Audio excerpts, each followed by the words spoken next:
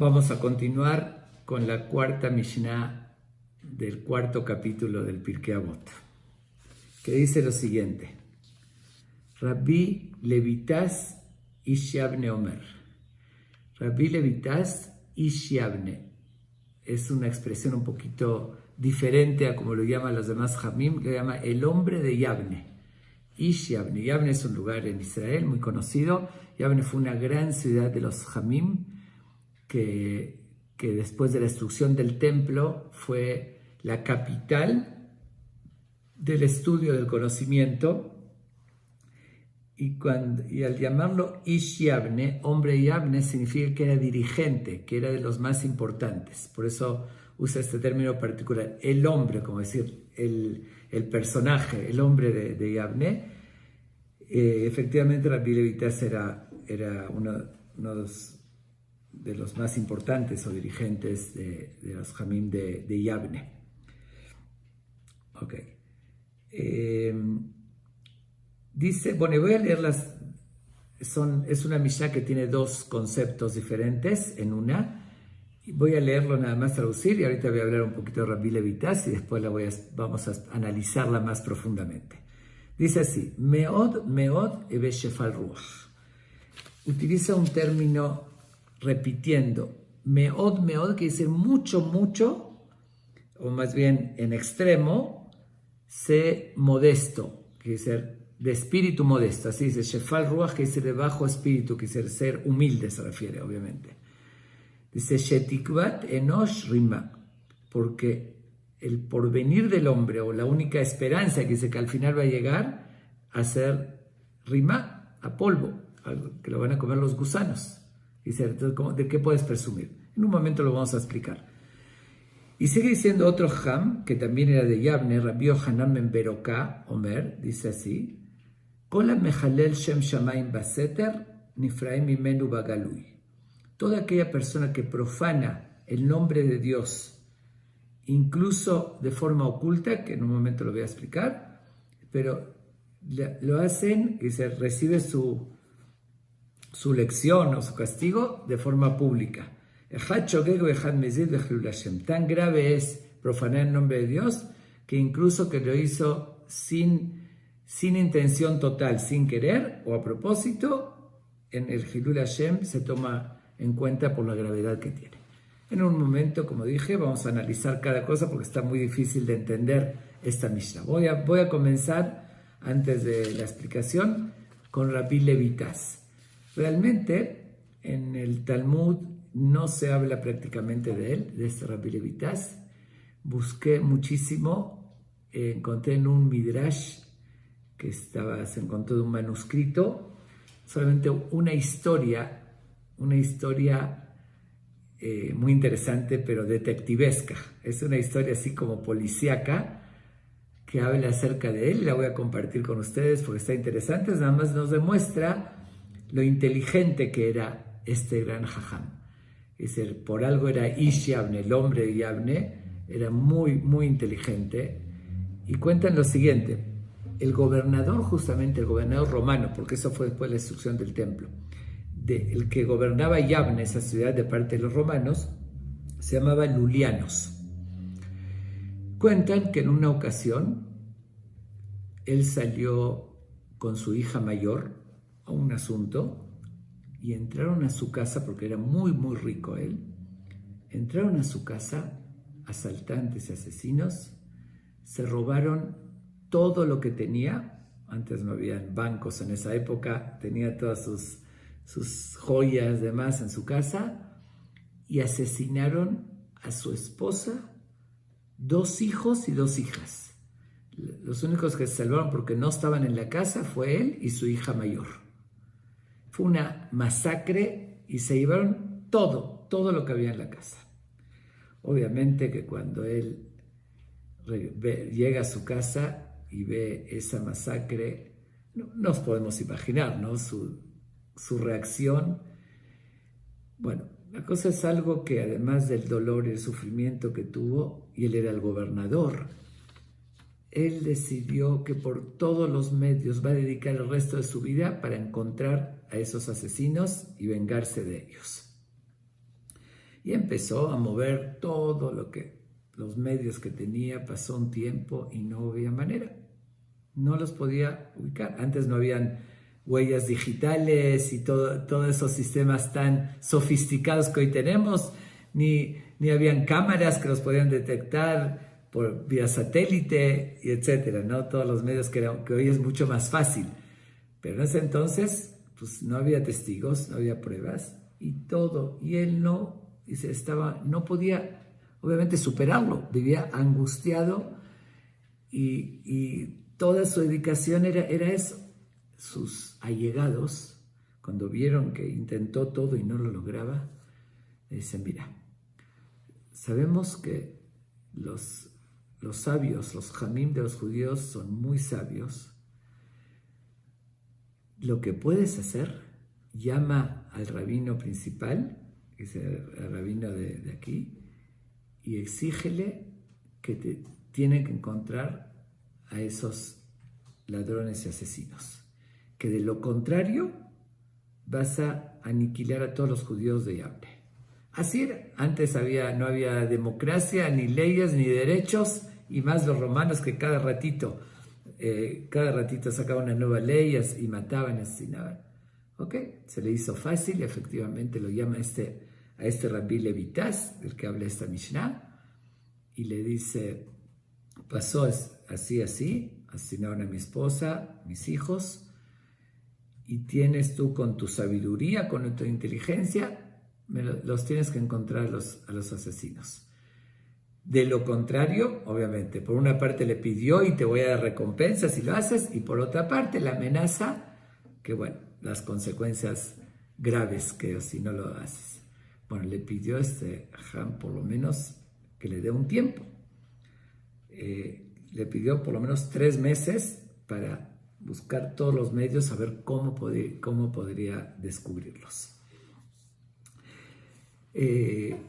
Bueno, total, se puso a analizar, a pensar, ahora sí, estrategia policíaca y detectivesca, porque no era profeta. Mencionamos en alguna ocasión que a veces Dios hacía un milagro, pero esa era la excepción. Lo normal, está escrito: Jajam Adif Minabi. Un sabio, un inteligente, es superior o más valorado que un profeta. ¿Por qué? Como un profeta, pues, llegar a un nivel que no podemos imaginar, hablar con Dios, es cierto.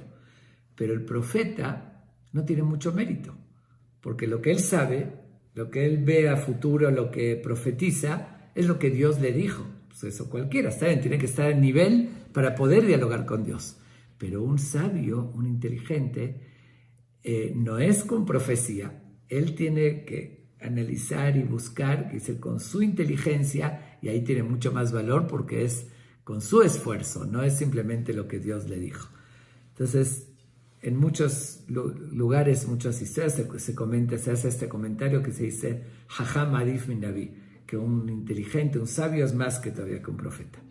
Y aquí usó toda su sabiduría que tenía y su inteligencia para el estudio, lo utilizó ahora sí para descubrir a estos asesinos. ¿Qué hizo? Planeó lo siguiente: escogió 2 de sus alumnos, pero los que veía que tenían más valor y astucia e inteligencia, vio los que eran más capaces y planeó con ellos así. A uno de ellos dijo que se disfrace de romano, se vista como los romanos, como alguien también que tenía dinero y así.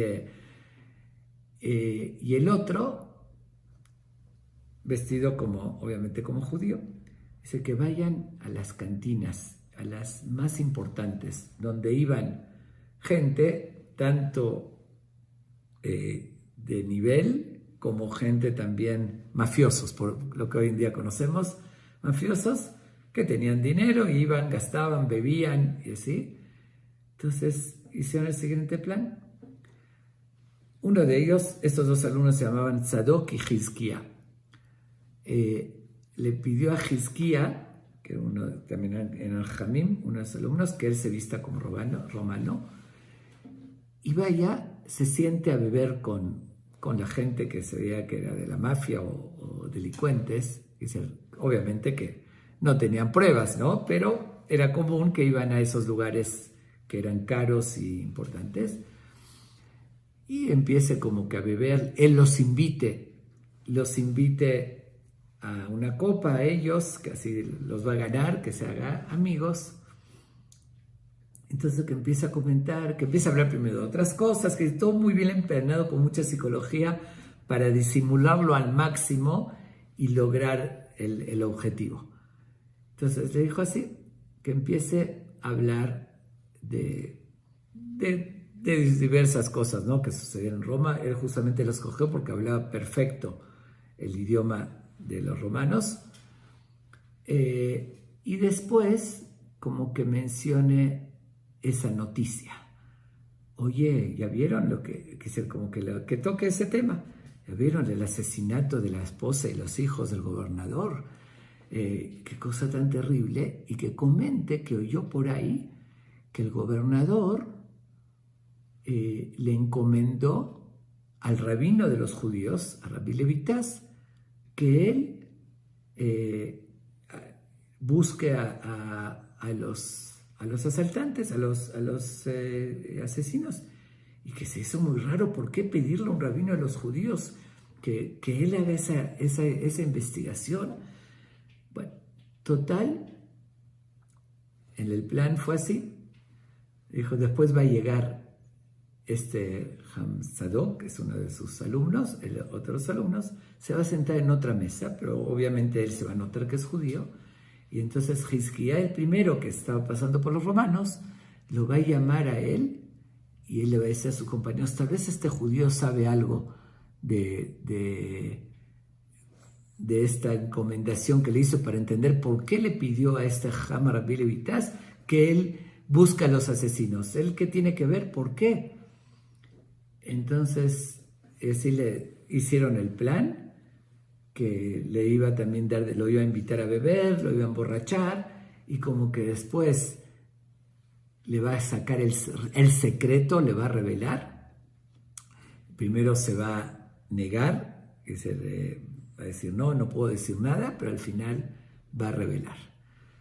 Y ahorita continúo contándolo ya en cómo lo llevaron a cabo.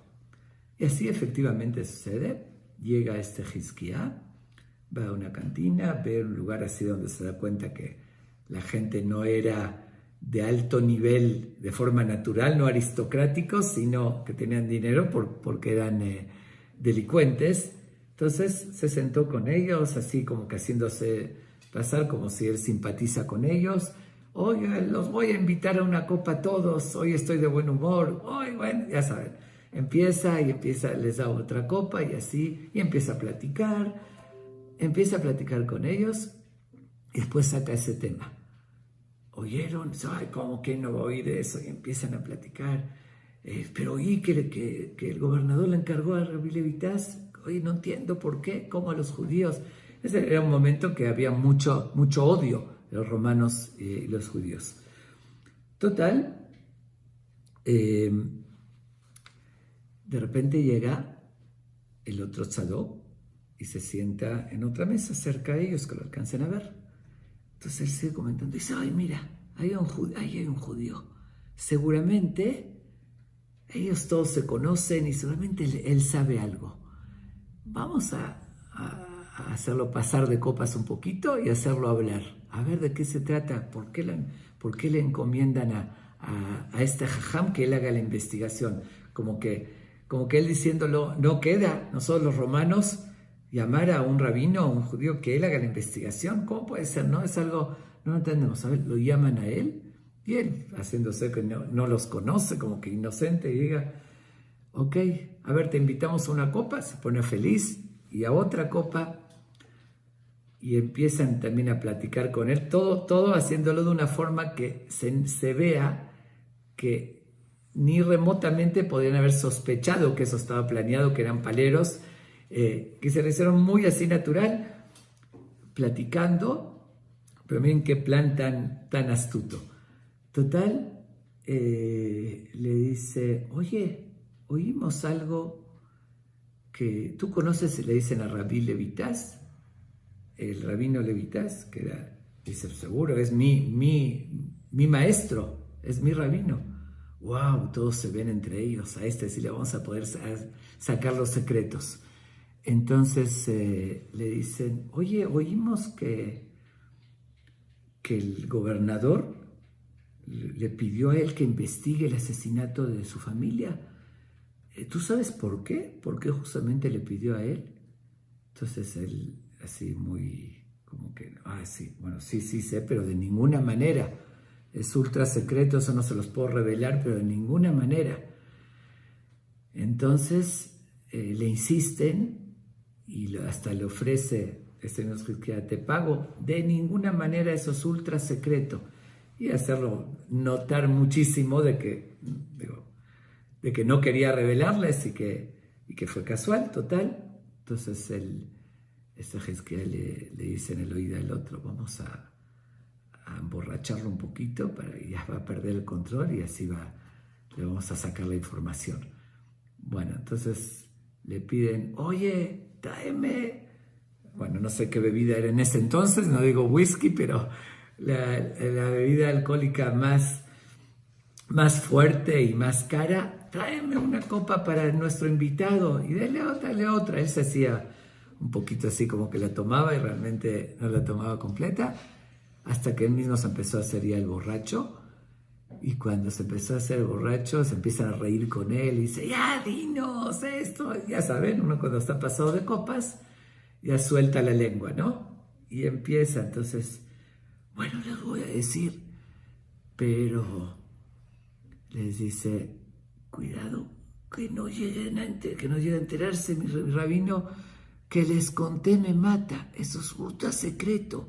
Y empieza así a murmurar con ellos y les dice, les va a contar la verdad. Es decir, mi rabino fue a ofrecerle al gobernador que le deje la investigación a él y que él lo va a descubrir. Pero la verdad es que lo hizo porque él estuvo presente, justo regresaba de viaje, estaba en el camino y justo estaba ahí cuando salían los asesinos, así riéndose y comentando, ¿viste cómo la matamos? ¿Viste cómo gritó? Y así cuando vio se escondió, porque si no lo iban a asesinar a él, y los alcanzó a ver a todos y ver todo lo que comentaron, los reconoció. Entonces le dicen a él, ¿y entonces por qué no le avisó al gobernador? Le dice, pues así no iba a recibir ninguna recompensa. Si uno fue testigo, no tiene ningún mérito. Entonces él se guardó el secreto y después de mucho tiempo que se volvió loco el gobernador investigando y no encontró, fue y que ofreció recompensa. También había ofrecido que el que los encuentre también le va a dar a su hija, que era muy guapa y como dije, tiene mucho dinero, le va a dar a su hija que se case con ella y le va a dar una fortuna. Le dice, y por eso le pidió 3 meses para hacerse como que él lo va a descubrir, que lo va a revelar. Pero él ya lo sabe, él está contando así en secreto, él ya lo sabe. Y ¿cómo se llama? Le dicen, después de 3 meses va a ir y va a decir que ya lo encontró y le va a dar a su hija y le va a dar una fortuna. Le dice, se está burlando del gobernador, le dice.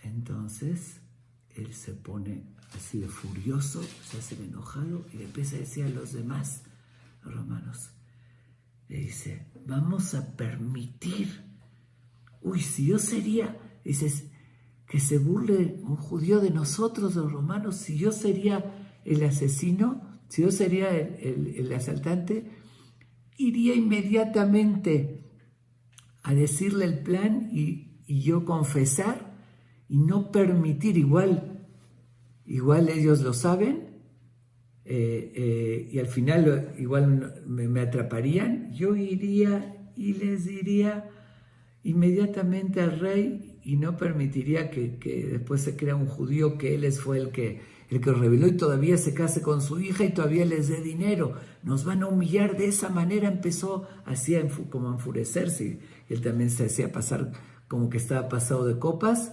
Y los otros que estaban oyendo, no, sí, ¿cómo puede ser? Empezó a levantar los ánimos contra los judíos. Les pidió el Ham que vayan a diferentes cantinas y siempre hagan ese mismo show. Pero tuvieron esa suerte que a la primera, en ese grupo, habían 2, porque era un grupo grande de los asaltantes asesinos, 2 estaban ahí.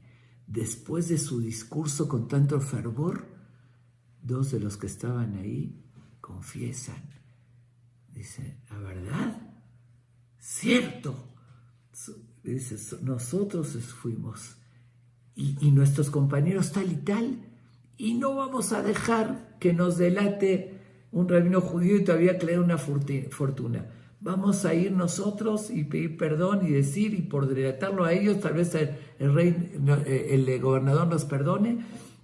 Y ya mencionaron los nombres también de los demás. Y bueno, efectivamente, inmediatamente, obviamente saliendo de ahí, le avisó a Rabino Levitas, le dijo al gobernador y atrapó a toda la banda. Y obviamente que supieron el ingenio de este Ham. Obviamente que el gobernador sabía que él no estuvo ahí ni tenía la menor idea de lo que había sucedido. Él lo contrató y lo volteó. Y así atraparon, y el gobernador se dio cuenta de veras que él estuvo meses con toda su gente, por todos lados, buscando, investigando, y nadie puede hacer nada. Le encargó a Saham, a Rabbi Levitas, y vio de verdad, porque se oye sencillo ya contándolo, pero el ingeniar un plan como ese, de verdad fue algo muy, muy astuto. Y bueno, ahí se ganó de verdad el respeto, él era el Ham de ahí, se ganó el respeto del gobernador que lo protegió y lo admiró siempre por su gran sabiduría. Pudo vengarse de los que habían asesinado a toda su familia. Bueno, esa es la historia que encontré en un Midrash acerca de Rabbi Levitas. No encontré realmente más fuentes que hablan de él. Bueno, ahora vamos a este gran Ham, la enseñanza pero tan importante que él nos transmite. Y dice así: Meod heve shefal ruach.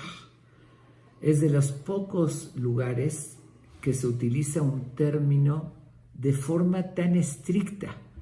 Dice meod heve shefal ruach. Mucho. Digo, con decir mucho ya es suficiente, sabemos que es mucho, pero cuando repite. En la Torá encontramos algunas ocasiones que la Torá dice Vaifrot saish meod, que creció el hombre mucho, se refiere, tuvo mucha riqueza, pero es una forma de decir exagerada, como decir que fue muchísima. Y así varios lugares, cuando dicen meod, es que es algo, como decir, muchísimo, muy mucho. Dice de una forma muy exagerada, dice que hay que ser humilde. ¿Qué significa esto? Vamos a tratar de entenderlo. Y aquí utiliza un término, porque humildad en hebreo por lo general se dice anabá. Anabá significa humildad. Shefal Ruach, vamos a ver cómo lo interpreta el Maimónides. El Maimónides, justamente sobre esta Mishnah, en su comentario, él tiene un comentario importante sobre Pirkei Avot, y que tiene una introducción muy famosa que se llama Shemoná Perakim, 8 capítulos que hablan de mucha filosofía desde Dios, la creación. Es algo muy interesante estudiarlo, se los recomiendo mucho. Se llama Shemoná Perakim le Rambam, los 8 capítulos del Maimónides. Habla sobre las bases de la fe, etc. Y explica el Pirkei Avot, y por lo general trae una explicación breve. En esta Mishnah que habla de la humildad se extiende muchísimo el Maimónides, más que en cualquier otro lugar. El Maimónides tiene una visión general y él advierte que en todas las cualidades de la persona hay que aplicar siempre el equilibrio. No se puede ir a los extremos, ni en cosas que parecen buenas. Por decir, uno dice, yo soy muy espléndido y ayuda a todo el mundo. No, tampoco no exageres. Dice, porque si exageras, y demasiado espléndido, puedes afectar tu futuro y tu familia. Dice, no a un grado que puedas afectar a tu familia. Si uno a veces da todo lo que tiene, pues también él tiene obligación de mantener y de vivir. Tampoco ser codo, que es decir, no, todo para mí, todo para mi familia. Hay que ir en el término medio. El equilibrio es el ayudar a los demás, es el ser generoso, pero también cuidar uno lo que tiene y sus bienes. Un ejemplo, ¿no? Y así en todas las cualidades. Eso uno no puede ser ni muy calmado ni muy enojón. De repente uno tiene que tener cierto carácter cuando es necesario y en general uno tiene que controlar, que es el ser calmado. Y así en cada cualidad uno tiene que aplicar en el equilibrio, y él menciona muchísimos ejemplos, que no es el tema, por eso no quiero entrar en todos los ejemplos que dice Maimónides. Pero sin embargo, dice una sola excepción, que es la humildad. Dice, la humildad, ahí no hay que ir al término medio, ahí hay que ir al extremo. Porque, dice, es tan negativo el orgullo y la soberbia, que es la madre de todas las malas cualidades. Todo se deriva de eso, del orgullo y la soberbia. Por eso dice, en eso no hay equilibrio. En eso uno tiene que ir al extremo de la humildad. Hay un pasuk que dice, Toavat Hashem kol gevah lev. Dice, es la repulsión de Dios toda persona que va lev, soberbio, que se cree mucho, que se cree superior a los demás. Dios lo repudia. Dice así, dice Toabá es un repudio, dice una repulsión que Dios lo detesta. Es una expresión muy fuerte, que no se dice sobre otras cualidades, porque eso lleva a la persona a perder la cabeza, a perder todos sus valores. Todo, si alguien le dijo algo que lo hirió, puede hasta asesinar, uno puede mentir, puede robar, puede hacer todo por su orgullo. El orgullo es lo más peligroso que hay, y es tan natural en el ser humano, el orgullo, que a veces es innato, el ego y el orgullo, que a veces si uno no va al extremo, no podría controlarlo. Por eso dice que en eso tiene que ir al extremo. Ahora, el Maimónides, él dice también que en las cosas que hay que tener un equilibrio, pero cuando una persona está en un extremo negativo, entonces a veces tiene que irse al extremo positivo para después llegar al equilibrio. Un ejemplo, una persona que es muy codo, tiene que hacer un esfuerzo para ser muy generoso, como que irse al otro extremo. Cuando ya hace ese esfuerzo, después va a llegar, se queda en el término medio, una vez que ya lo superó. Como que para curar una enfermedad hay que atacarlo con los anticuerpos al máximo y después ya vuelve uno a la normalidad. También cuando hay un virus o cuando hay cualquier bacteria, el cuerpo produce anticuerpos mucho más de lo normal. Normalmente no produce tantos, pero para batallar con el virus o la bacteria, produce muchos. Una vez que ya lo venció, ya no produce igual. Así es lo mismo. Uno tiene que producir anticuerpos, es decir, irse al extremo para poder combatir eso y llegar después al término medio. Ahora, según la opinión del Maimónides, ¿por qué aquí usó un término shefal ruach? Shafel, que dice que una persona hasta baja de espíritu, que es algo bastante bajo. Él dice que eso es una categoría más que Anabá. Anabá, la humildad, que es lo ideal. Hay que ser humilde de forma extrema, eso sí, no medio humilde, sino extremadamente. Pero Shefal Ruach es más que eso, según el Maimónides. Es su interpretación. Hay otras interpretaciones que dicen que Shefal Ruach aquí se refiere simplemente a la humildad, que lo usó nada más con otro término.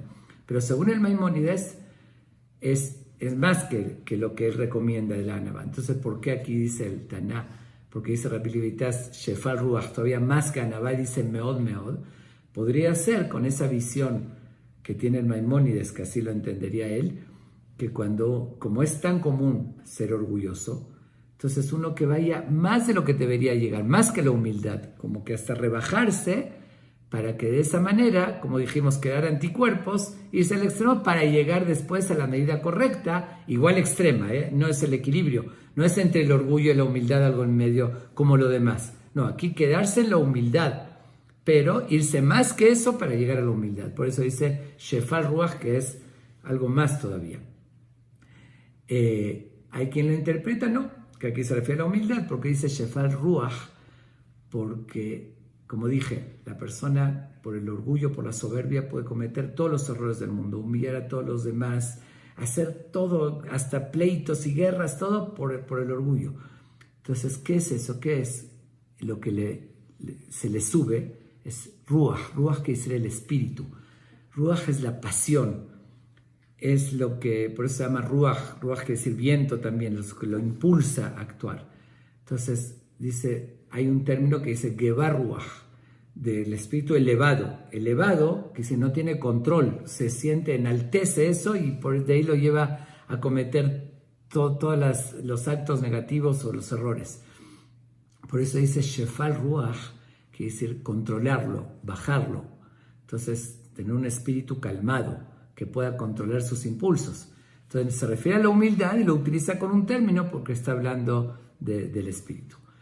Ahora, como dice el término Shefal, que dice Shafel, debajo, no nos equivoquemos con justamente la visión filosófica del famoso filósofo del siglo XIX, Nietzsche, el famoso Nietzsche, que él justamente habla de la humildad, pero él utiliza ese concepto que una persona se tiene que humillar como si fuese un esclavo, que si fuese un esclavo, y utiliza el famoso concepto de que si le pegan una mejilla, poner la otra, como decir, rebajarse al máximo. Entonces, hay quien lo puede confundir, interpretar que a eso se refiere aquí el Taná, de ninguna manera. Recordemos que por otra parte, la persona, ya lo mencionamos, y en varias Mishnayot anteriormente, y ya lo acabamos de estudiar, que está hecho a semejanza divina. Al contrario, uno tiene que conocer su valor. El peor error es, ahora sí, la falta de autoestima y degradarse a uno mismo y humillarse. Eso no confundamos con humildad. Eso sería el peor error. Uno exactamente tiene que saber el potencial que tiene y la grandeza que tiene una parte de Dios, no como lo enfoca Nietzsche, lo que es la humildad. Lo que dice aquí, como dijimos, Shefal Ruach, controlar su espíritu. Y es justamente aprender de Moshe Rabbenu. Moshe Rabbenu fue la persona de más nivel, el profeta más grande de toda la historia. Tenía todo. Él tenía, dicen que era muy fuerte Moshe, y lo cuentan cuando también la defendió a las hijas de Yitro, cuando mató al egipcio que estaba asesinando a un judío, etc. Tenía mucha fuerza física, tenía muchísima riqueza, tenía mucha sabiduría, tenía el poder máximo. Todo lo que un ser humano puede imaginarse de grandeza, la tenía en una sola persona, Moshe. No había alguien más indicado para sentirse superior. Él realmente era superior. Si alguien podía presumir y decir, veo a los demás desde arriba, porque él era más en todo, profeta, el único profeta en la historia que habló con Dios de forma directa. Todos los demás profetas hablaron en trance. Él habló de forma directa con Dios. Hablar con Dios como cuates, así dice la Torá, dice, pe el peada verbó, boca a boca, que dice, como seríamos amigos. Habló con Dios de esa manera, tenía todo, poder, riqueza, era el más, tenía mucho de qué presumir. Y sin embargo, cuando la Torá quiso alabarlo, ¿cómo lo destacó? No dijo que era muy santo, no dijo que era muy espiritual y mil otras cosas más. Dijo, Veaish Moshe anav meod mikola adam asher pene adama. Fue el más humilde de todos los seres que había sobre la tierra. Eso lo dice Dios. Era la persona de más alto nivel que todos los seres que habían sobre la tierra y el más humilde. A ver, ¿cómo se entiende eso? ¿Cómo se entiende que él no conocía su grandeza? ¿No conocía su nivel? Seguro que lo conocía. Si no lo hubiese conocido, no podía conducir al pueblo. No podía imponerse cuando era necesario. Regañó al pueblo varias veces por los errores que cometieron. Y sí, y de forma fuerte. Entonces, ¿dónde está su humildad? ¿Cómo que era el más humilde? La humildad verdadera va por otro lado. No confundamos, con todo respeto a Nietzsche, no es la definición que da Nietzsche. No es poner la otra mejilla, ni es permitir que a uno lo humillen. No se trata de eso. La humildad verdadera es la que tenía Moshe. Con toda su grandeza, era para que se le suba y que se sienta. Oye, para que te acerques a mí, pues, ¿quién te crees que eres? Pide una cita no sé cuántos meses, a ver, te la doy. Tú a mí, tú no eres nadie. Esa es la soberbia. Moshe, al contrario, dice que su suegro lo regañó, que estaba de la mañana hasta la noche se ponía a atender a todo el pueblo. El suegro le dijo, te vas a desgastar, tienes que poner encargados, no puedes. Pero él era el más, respetaba al más sencillo, al niño, a todo, de la misma manera que al más grande. Él no se sentía superior. Y debemos aprender eso, porque no tenemos razones para sentirse superior. Ni hablar que el que no tiene todas esas aptitudes, no tiene esas cualidades, ¿de qué vas a presumir? Ese sería el colmo. Como decir, un ignorante, un pordiosero, todo, que se ponga a presumir, ya es, nos reiríamos, ya ni tienes de qué. Pero estamos hablando del que sí tiene, el que es muy inteligente, el que tiene riqueza, el que tiene poder, el que tiene todo. En un ratito, Dios no lo quiera, pero Dios te lo dio, tienes que agradecer a Dios y reconocérselo, no por eso es superior al otro. Dios te lo puede quitar también. A ver, imaginemos todo. La máxima belleza, ¿no? Uno se cree, yo soy muy guapo. Fuerza, riqueza, poder. A ver, ¿qué más uno puede pedir? Como dijimos, todo en una sola persona. Y se siente superior, humilla a los demás. Dios no lo quiera, un resbaloncito que cualquiera le puede suceder, se cae por las escaleras, se deforma la cara, un golpe en la cabeza y pierde la razón, ya no es rico, no puede administrar su riqueza, ya no es guapo, ya no es inteligente, ya no es poderoso. En segundos. Y uno se cree que yo controlo el mundo. ¿Quién te crees? La verdadera humildad es la que tenemos que aprender a aplicarla, y es lógica esa humildad. Entonces, sí reconocer cada uno lo que es. Incluso está dicho, un Jajam dice que un Talmid Jajam tiene que tener una octavo de orgullo, no de orgullo de sentir superior, para tener que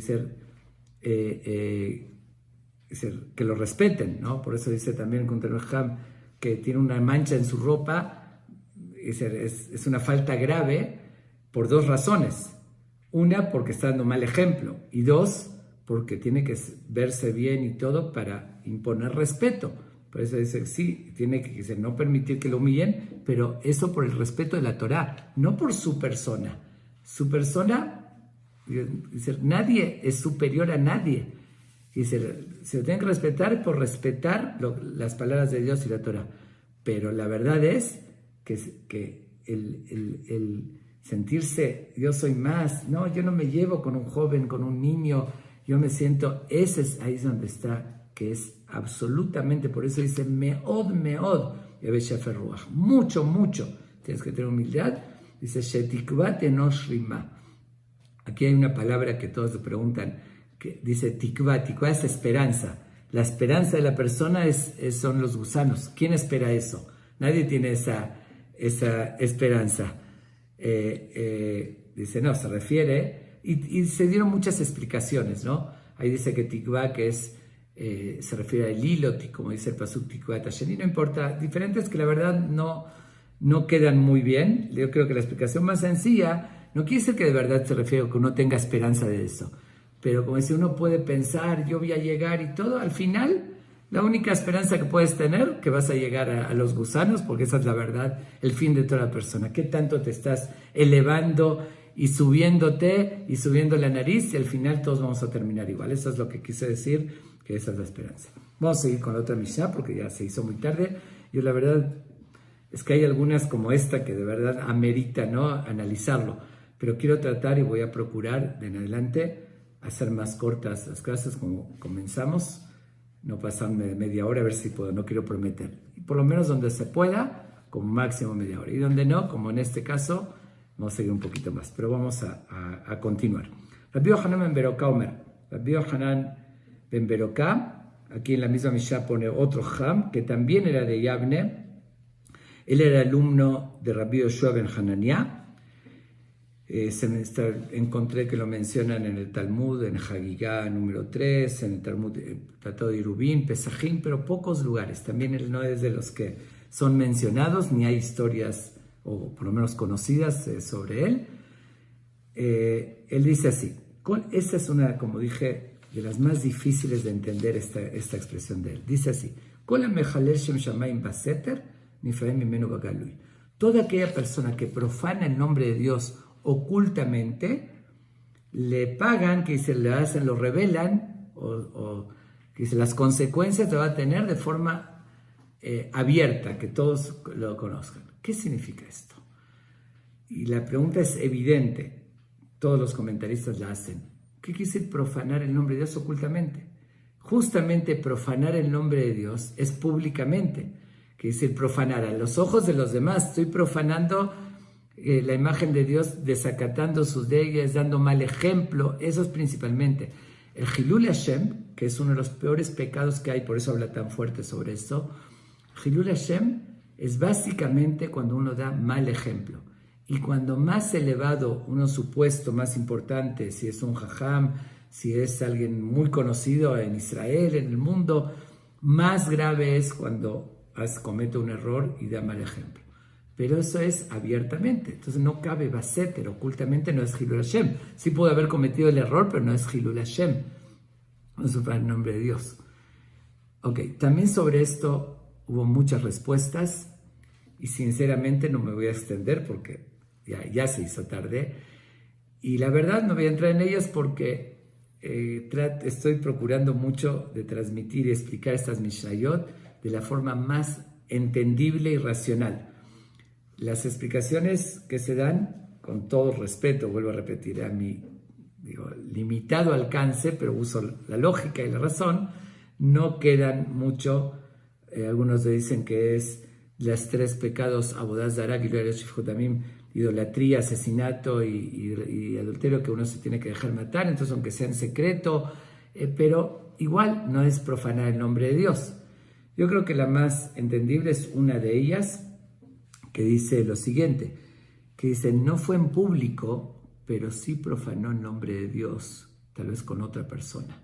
Como estamos viendo lamentablemente, de repente salen las noticias en Israel, que supuestamente, no lo puedo llamar rabino, un pseudo rabino, que dirigía una yeshiva o dirigía algo, de repente se reveló, y se cumple lo que dice aquí, que después se revela y lo castigan públicamente, que abusaba de niños, o que se metía con mujeres casadas. Hubo un caso muy famoso ahorita que lo juzgaron, se escapó y esto, pero repetidas veces. Y si incluso no estoy juzgando a nadie, cualquiera puede llegar alguna vez cometer algún error, sí, pero que se haga llamar rabino y todo, y estar engañando y cometer esos pecados tan graves de la Torah, que es lo más grave, sistemáticamente, eso Hilul Hashem lo hacía con la otra persona. Imagínense el rabino engañando a una mujer casada, la hacía caer y pecaba. Esa mujer se preguntaba, oye, ¿cómo es un rabino? Después se daba cuenta.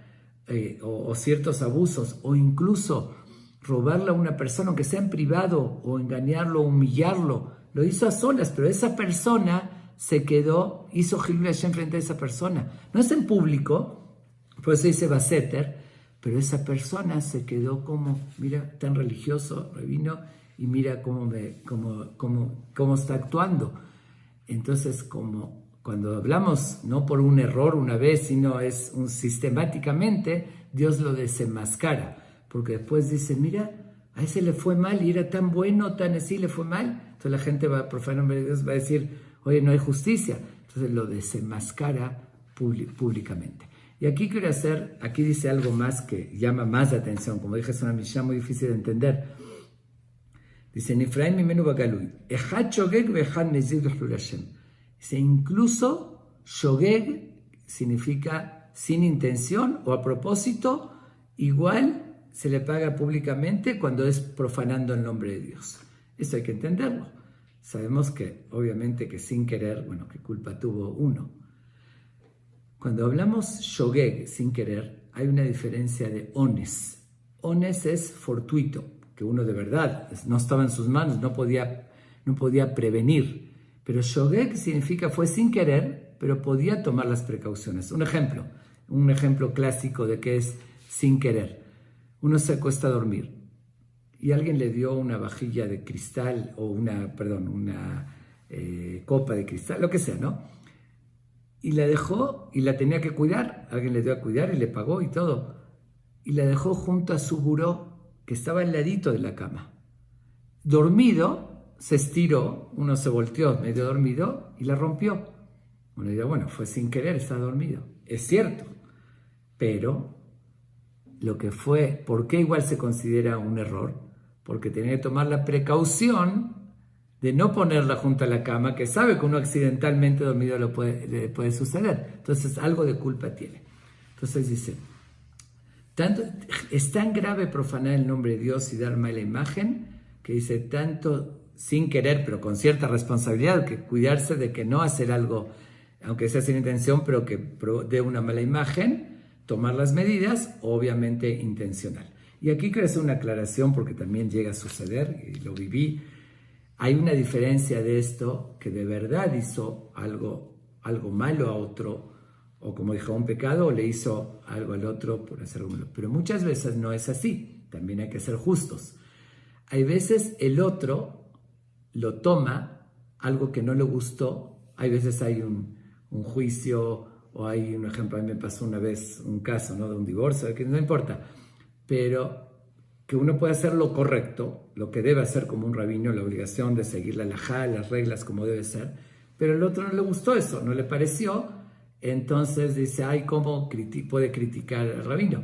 Ahí no entra en lo que está diciendo, aunque el otro se lleva una mala impresión, pero es porque por su interés personal, como cuando se indica, tú tenías razón y el otro no, siempre el que perdió se va a enojar y va a criticar, pero eso no es Hilul Hashem, que dice, el otro quiere interpretar a su conveniencia porque no le conviene, pero no porque el otro actuó mal. Ahí no entra, pero sí entra en cuando realmente alguien, principalmente como dije, religioso, un ham, tanto a otro yehudí, y ni hablar también frente a un gentil que da una mala imagen, dice, es lo más grave, por eso dice, aquí se toma en cuenta, aunque sea sin intención total, pero no tomar las precauciones, y aunque sea oculto, que oculto se refiere, que dice, aunque lo hizo frente a una sola persona, y nadie supo, pero esa persona sí supo, dice, ese Hilul Hashem, al final se revela cuando